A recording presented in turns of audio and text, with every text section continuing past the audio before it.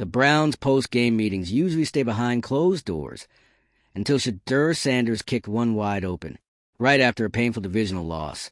Insiders say Sanders stormed into a private session uninvited and publicly declared that Kevin Stefanski had to go if the team had any hope of turning things around. The statement wasn't just shocking, it was strategic.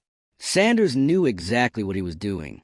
With the locker room already on edge and veteran support behind him, he forced ownership into a corner that could define the next decade of Cleveland football. Now, with pressure from every direction, fans, players, media, and even division rivals. If you're into the real story and all the messy twists they don't show on highlight reels, go ahead and subscribe. And if you're sticking around to see how this Browns QB chaos plays out, you should definitely be subscribed. The organization has to choose between leadership and talent. Sanders' bold ultimatum has sparked a leadership crisis that could flip the team's trajectory overnight. The Browns must decide. Will they risk everything to keep Stefanski or risk losing the future of the franchise? The Cleveland Browns have officially entered meltdown mode, and the spark? A quarterback with something to say and zero interest in sugarcoating it. Shedeur Sanders, who just a month ago was the hopeful face of the franchise, has ignited the most explosive internal crisis the Browns have seen in years. And that's saying a lot for a team with this much organizational baggage. This isn't just another sideline spat or passive-aggressive post-game comment. It's something else entirely. According to insiders, following a brutal loss to the Pittsburgh Steelers, tensions inside the Browns' locker room finally hit the boiling point. Sanders didn't wait for a scheduled meeting. He didn't go through PR channels. He walked into an impromptu gathering of players and coaches and dropped a nuclear-level statement. We're not going to win until Kevin Stefanski is gone. No filters. No hesitation. That line instantly tore the room in two and launched a full-blown leadership crisis. And from that moment on, it stopped being about just one game or one decision. It became about authority, trust, direction. The Browns aren't just a football team anymore. They're a case study in organizational dysfunction. Let's be absolutely clear. A rookie quarterback confronting the head coach in front of the team is unprecedented. This wasn't a private conversation behind closed doors. This was a public, in-your-face statement delivered in front of teammates, coaches, staff, everyone.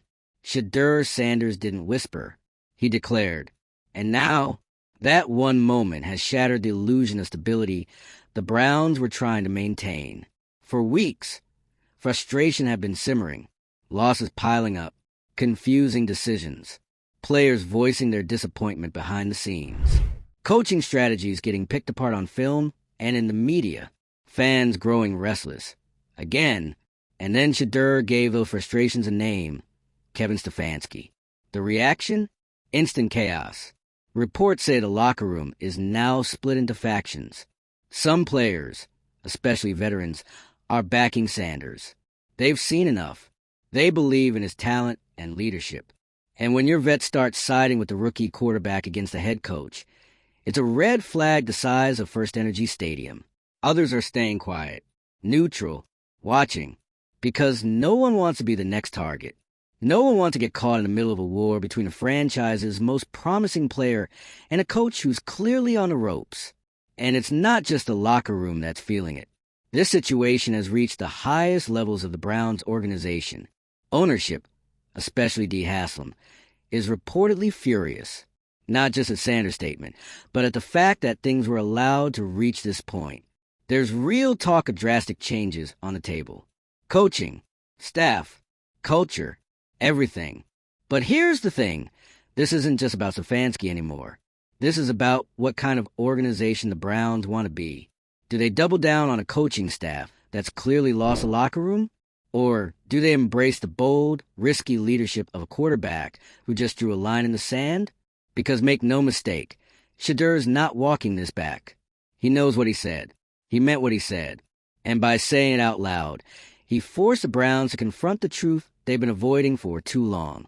The franchise is fractured. And now, thanks to Shedeur's call-out, that fracture is exposed to the entire league to see. Social media blew up instantly. His statement went viral within minutes. Analysts were tripping over themselves to give their take. Trending topics. live debate panels. Clips and quotes fly across every platform. Some are calling Shedeur immature. Others are calling him courageous. But no one is ignoring him. Because when a quarterback says his team can't win until the coach is fired, the NFL listens. And if you think this is just a Cleveland problem, think again. The rest of the AFC North is watching closely. Pittsburgh, Baltimore, Cincinnati, they're already game planning around the Browns' dysfunction. They see blood in the water. This kind of drama isn't just toxic. It's exploitable. Rivals now have a psychological edge. The Browns can't even figure out who's in charge of the locker room, let alone win a divisional battle. The long-term consequences here are staggering.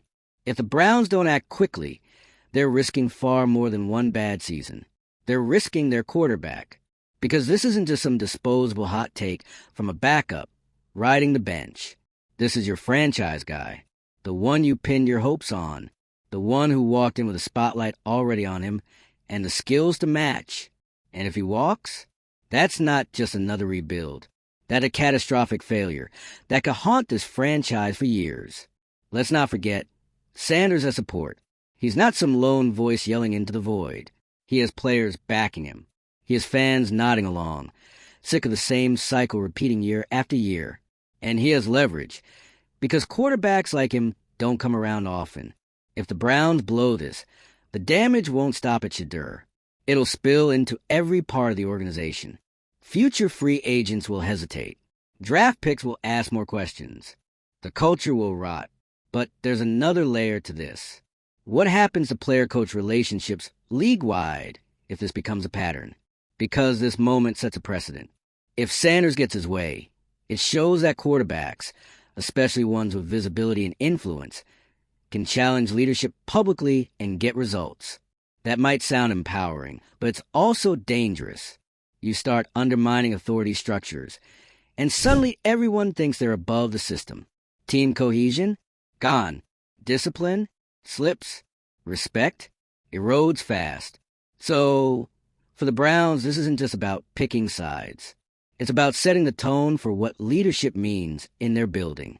Do you reward boldness and honesty, or do you enforce the chain of command?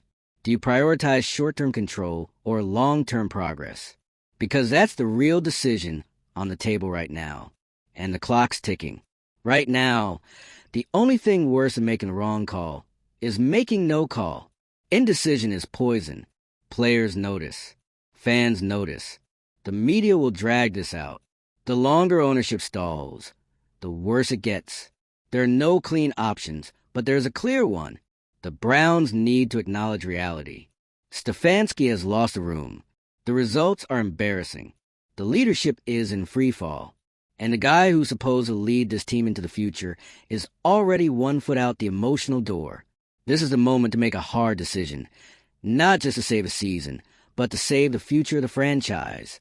Because if this isn't resolved soon, if the Browns allow this to fester, to fracture deeper, to go unanswered, then they'll lose Sanders.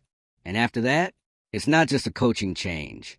It's another restart, another wasted quarterback, another season ticket holder asking why they believed. Again. So what happens now? That depends entirely on what kind of franchise the Browns want to be. The team that backs a failing coach out of fear of perception? Or the team that listens to the one guy with the guts to tell the truth? Let us know what you think. Was Shedeur right to speak out, or did he go too far? Is Stefanski still the guy, or is this the final straw? Drop your take in the comments. Like the video if you're glued to this Browns drama like we are, and don't forget to subscribe for more breakdowns of the biggest NFL meltdowns and locker room implosions. Because when it comes to chaos like this, there's always more where that came from. While the Browns brass is probably still huddled behind closed doors in a silent panic, the rest of the football world is dissecting this like it's a political scandal. This isn't just a locker room issue anymore. It's a full-blown organizational reckoning. And Shedeur Sanders just became the most talked-about quarterback in the league for reasons that have nothing to do with a touchdown pass. Let's be blunt. What Shedeur did wasn't just shocking. It was strategic. A player doesn't just walk into a locker room, uninvited, and publicly call out the head coach unless he knows exactly what he's doing. That statement. "We're not going to win until Stefanski is gone," wasn't a slip of the tongue. It was a loaded message to ownership, management, teammates, and probably even other teams in the league. If this franchise doesn't want to win with me, maybe someone else will. And let's not ignore the real power behind that message. Sanders isn't just a quarterback. He's a brand. His last name carries weight. His college career was already under a microscope. His social media following? Huge. His interviews? Always polished. He knows how the media works. So when he made that statement, he wasn't just venting. He was mobilizing attention. And it worked. The media blitz that followed was immediate. Clips, quotes, reaction videos, analyst debates. It was all-consuming. And just like that, Kevin Stefanski wasn't just coaching a struggling football team anymore. He was coaching in the shadow of a quarterback-led revolt. So now, you've got two power centers in the Browns organization. Stefanski, a coach whose authority is eroding by the hour, and Shedeur Sanders, a player who just pulled off the kind of statement that normally ends in one thing: change. And that's the uncomfortable truth ownership now has to face. This isn't just a PR crisis. It's a structural crisis.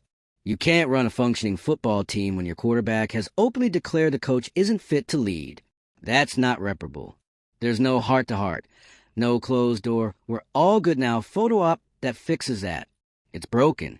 But let's ask the question everyone's dancing around. Is Shedeur Sanders right? Look at the track record. The Browns have underperformed. They've lost winnable games. Players have expressed confusion over play calling. Veteran leaders have reportedly lost confidence in Stefanski. And now, the locker room is split down the middle. At some point, the results speak louder than the resume. The Browns brought in Stefanski to fix the culture, to bring structure, to give the team an identity. But what identity do they have now? Because from the outside, all anyone sees is chaos, division, and wasted potential. Again, this is the same organization that cycled through quarterbacks like a clearance bin, hired and fired coaches faster than you can say quarterback whisperer, and promised fans every year that this time, things are going to be different. But they're not. Not when you have a young QB screaming into the void that the leadership isn't working and ownership still hasn't made a move. Let's talk about what this does to fan morale. Browns fans are some of the most loyal, battle-hardened fans in the NFL. They've lived through everything. Winless seasons, quarterback roulette, front office turnover, stadium boos. And now, just when it felt like maybe they had a shot at something real with Shedeur, it's falling apart in real time. And it's falling apart in the most Cleveland way possible. From the inside, you think fans are going to sit patiently while the franchise fumbles another quarterback? Not this time. The anger is real. And you can feel the shift. This isn't just disappointment anymore. It's disgust. Because the worst thing you can do to a fan base that's been through hell is show them hope and then pull the rug again. Now, the pressure on ownership isn't just about winning games. It's about salvaging what little trust they have left. Because if the Browns lose Shedeur, they don't just lose a quarterback. They lose everything. Their direction, their fan base's goodwill, their credibility across the league. And let's be honest, D. Haslam and Andrew Berry are deep in it right now. Because they're being forced to make a call that no GM or owner wants to make. Pick between the coach and the quarterback. There is no third option. Not anymore. Do they ride with Stefanski and risk losing Sanders? Do they try to pacify the situation with empty PR spin and accountability meetings? Or do they listen to the message that's being shouted from every corner of the building and make the change that's overdue? Let's say, hypothetically, they back Stefanski. That sends a clear message. We value control over progress. And that might keep things quiet on the surface for a week or two. But underneath, the resentment festers. The players who support Sanders feel ignored. The losses continue. The locker room deteriorates. And Shedeur, he's halfway out the door emotionally. And if he really wants out, there's not a GM in the league who wouldn't take that call. Talent like his doesn't stay available for long. And the Browns will be right back where they started, scrambling to find the next guy, spinning a new rebuild narrative, and asking fans to trust the process again. Spoiler alert, they won't. But what if they do the opposite? What if they pull the plug on Stefanski? That's risky too. Mid-season coaching changes are chaotic. You risk destabilizing everything. But you also show the locker room and the quarterback that leadership is responsive, that player voices do matter, that change can happen. It's not just about one man losing his job. It's about what kind of message the Browns want to send about their future. And right now, the message is a confused mess of silence and indecision. Every hour that goes by without a decision adds fuel to the fire. Players see it. Reporters dig deeper. The NFL world watches and waits. And Shedeur? He's already made his move. He's already drawn his line. Now the Browns have to decide which side of it they're standing on. This is what a franchise crossroads actually looks like. Not some dramatic front office press conference or flashy new uniform reveal. It looks like this. A rookie quarterback forcing an entire organization to reckon with its failures and daring them to do something about it. It's not a meltdown anymore. It's a mutiny. And unless ownership acts, the Browns won't just be a punchline again. They'll be the cautionary tale of how to lose everything by doing nothing. Here's the wild part. Through all the noise, all the speculation, all the finger-pointing, there's still no official response. No press conference. No statement. No leadership, just silence. And in that silence, the damage is growing louder.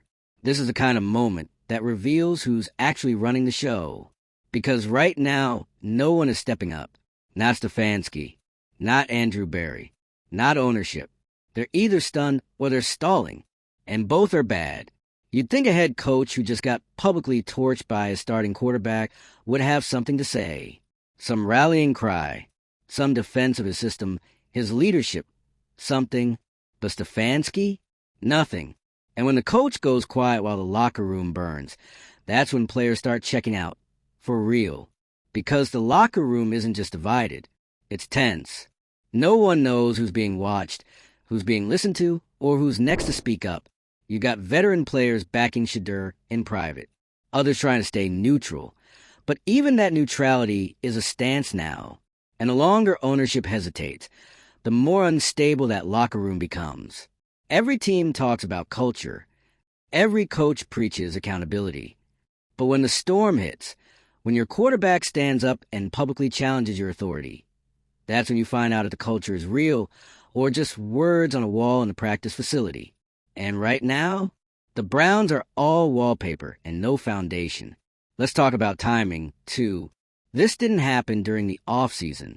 It didn't happen in the final game of a losing year. It happened in the thick of the regular season, when there's still time to turn things around. If the team has the guts to act, that's what makes this even more high stakes. Because the Browns could salvage this, but not if they wait until it's too late.